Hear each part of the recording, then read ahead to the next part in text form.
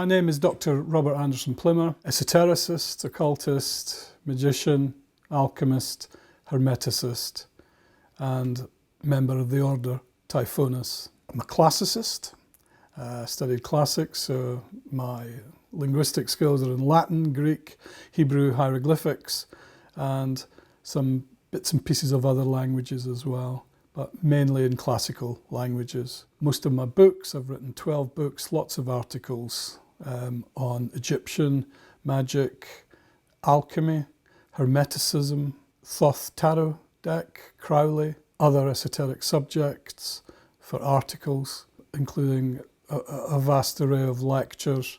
Originally it began as courtyard publishing, and we moved it into courtyard alchemy, and then eventually that moved into Black Lodge publishing, Black Lodge education. But courtyard alchemy was originally an alchemical institution we'd set up here on the Isle of Wight in Bembridge, where I ran courses in spagyrics, plant alchemy basically, and mineral alchemy. I have an alchemy studio above the house here, which we used, and has an outdoor space for mineral alchemy, working with metals and things, but mostly it was plant alchemy, so making spagyric tinctures and teaching spagyrics. These were things that I'd studied and been taught over 35, 40 years ago, principally by my father, who was an alchemist, a blacksmith, an alchemist. But I learned a lot from him and by his friends and from his friends in Edinburgh at the time. So basically we were moving all of that knowledge down here, and a lot of the books in my library are alchemical books along with other magical books. But courtyard alchemy became Black Lodge publishing and Black Lodge education. That was the development. Black Lodge is basically it's a system which is based on Egyptian techniques and books which I've been decoding and studying and translating. It gives sort of broad-based education in Black Lodge, and what we do here is sort of the magical part of it is based on scrying techniques, Thoth tarot deck, but mainly Egyptian techniques which were developed over, well, at least 4,000 years ago, and have been recorded in early hieroglyphics, middle hieroglyphics, and demotic. And so there's a lot of magical aspects that we've now brought forward, and I think you'll find if you read any of these books, you'll be surprised by how much these ancient Egyptian techniques are and have been used by various esoteric orders over the past 2,000 years. Part of the Phoenix Club and the Courtyard and Black Lodge is more personalised tuition. I have a lot of students that I teach privately, mostly by email unless they come down to the Phoenix Club and they participate here. Normally this desk that I'm sitting in front of is pulled back, and we have the screen, a large screen here, and we project, we'll have PowerPoints and we'll discuss things. And so I'm much more hands-on with usually about 16 people at a time. It's a close group of individuals who are used to and talking about esoteric subjects from a variety of different esoteric traditions. That's the good thing about the Phoenix Club. It gives a chance to act and interact with a variety of different practitioners from at different levels as well. I do other teaching online, and obviously being in the Typhonian order, we have our own systems for teaching, which obviously you need to be a member of, but normally with the Phoenix Club it's more open. But yeah, in practicing magical techniques, I'll usually demonstrate magical techniques in the room if needs be. I'll use all your usual practical meditation techniques, which we sometimes meditate, we focus and concentrate. We'll talk and discuss invocation, evocation, and various types of that.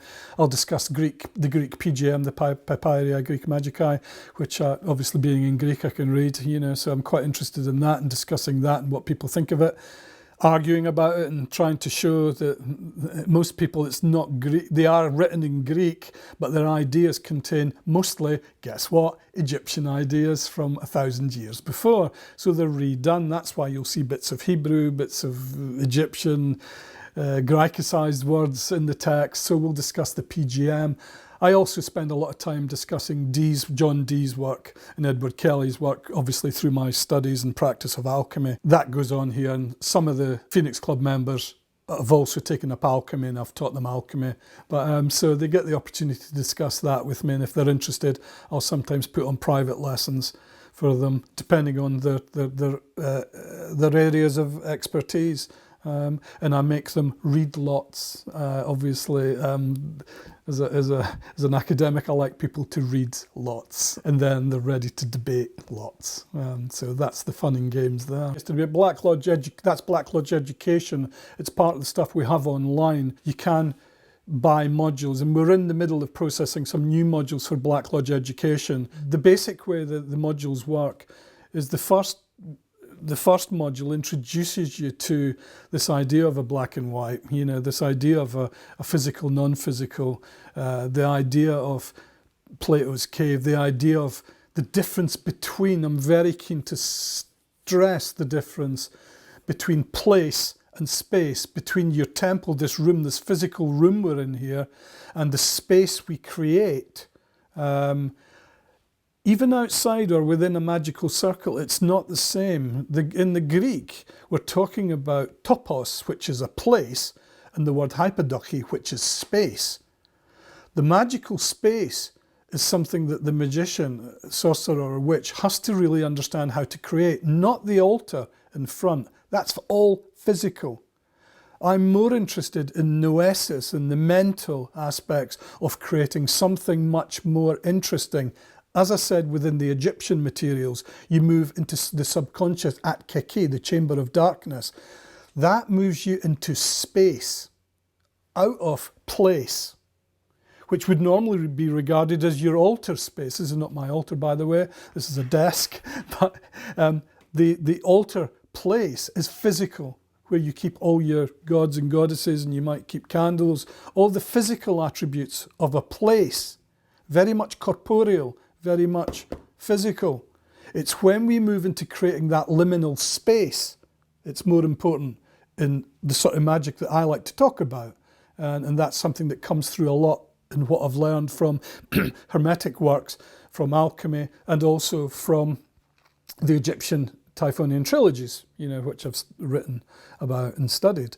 So it's this creation of a space, which I'm sure lots of you know. To scry, you have to peek, as it means. The word scry means to peek or view beyond the veil. It's this moving through and beyond the veil, renting it asunder and moving into that space, that hypodochi. It's where the above and the below seem to come together, but there's a space, that liminal space that you move through, as the Egyptians did with the sun moving into the space and into the night side. But there is a space, there's always that space, and that's what you aim to create.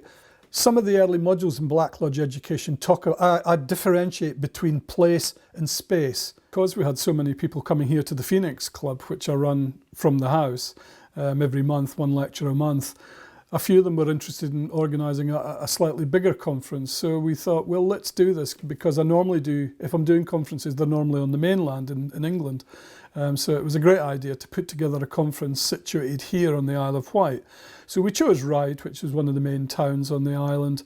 We went along, had a look at the venue, had a look at the room, and it seemed ideal for an occult conference. And so my first job was to make sure I could involve some friends and colleagues in the magical fraternity here in England, which I did. So I tried to make the conference as broad as possible. We weren't quite sure what we'd title the conference.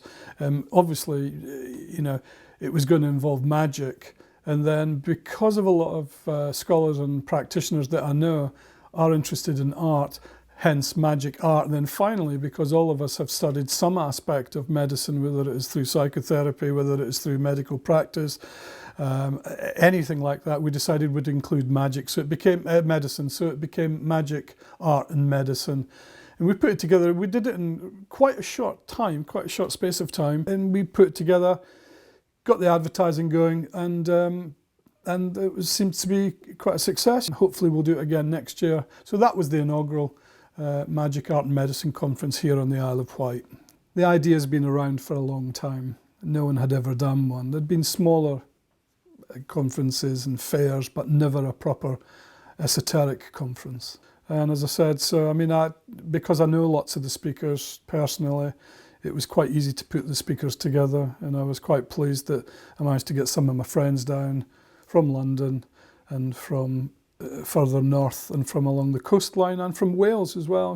The Drachen Isle is a great place to come and enjoy yourself, and there's lots of other things to see rather than just hopping on the hover or the fast cat and coming over for the day and then hopping on it and going back, you know. So if we organise it, we'll try and organise it again, maybe around about the same time in March. Knight of Pan was developed from my interest in the Thoth Tarot deck, which I've used and I was taught. I've used it for the past 30, 40 years almost. So it's my go-to tarot deck. Interestingly, working, and I was teaching at the time, I was teaching the Major Arcana, or the Major Atu. I was teaching that with the 22 paths, and suddenly realising when I'd looked back at some of Crowley's work, especially the Book of Lies, I saw how close the first 22 of the 93 poems were to the 22 Major Atu, the major trumps. And when I started to look into it in detail, and no one had written about it before, suddenly they matched up. The first 22 poems of Crowley's Book of Lies matches up with the 22 Major Tarot, the Major Arcana. So the Knight of Pan is basically a book where I use Crowley's poetry, some of the commentary, and I write large commentaries on his poetry and the text and the tarot. So it's a book that's a mixing together of some Crowley ideas as well as some modern commentaries. It also unveils, if you're keen to read it also unveils the grade system within the AA. If you look very closely at the tarot deck, because it's basically a journey. It's a journey down the tree from 0 to 22, but it's also a journey for practitioners and neophytes up the tree of life. So it's a system that can work both ways. One of the major points of Knight of Pan is the crossing of the abyss and relinquish the ego. So about ego mortification and reaching the 3 higher grades on the tree of life in the AA system, Crowley's early AA system. So it was an interesting find, an interesting discovery. And as I said, I take it to bits in the book in quite a bit of detail. Trilogy, my Typhonian, it's a Typhonian trilogy, but they're really translations of hieroglyphics, middle hieroglyphics and demotic texts. So spanning from at least 2000 BC down to 400 AD, but I also go back and look at petroglyphs, very early glyphs from Naqada II in Egypt and Nubia, and look at the development of the Typhonian idea of the star and the serpent.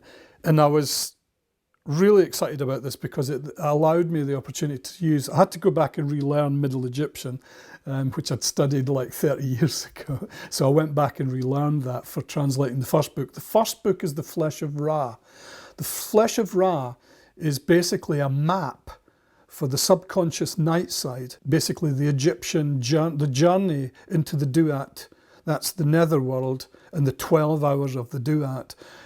It's a map for each of the hours. It's a map of transferring one's mind soul into the night side, into your own sleep, into the dream cells and tunnels of Set, as we sometimes refer to them. It's the night side 12 hours, and as you pass through them. So the first book is the map. The second book, The Chamber of Darkness, At-Kiki, is basically analysing a demotic text called the Book of Thoth. In the Book of Thoth, this was recently only translated about 20, 30 years ago. It's an incredible book. Some people confuse it with Crowley's Book of Thoth, not to be confused with Crowley's work. This is an original hieroglyphic text in demotic.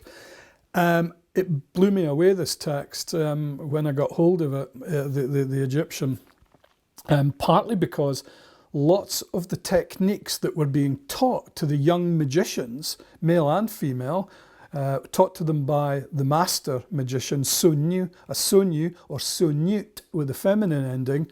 They were teaching their students, who are referred to as Merek. Merek is a seeker of wisdom. So the young students are being taught by a master magician, seer and healer, the techniques. Now the techniques blew me away because those techniques are exactly the techniques that probably most people are familiar with if you're in any of the modern esoteric orders.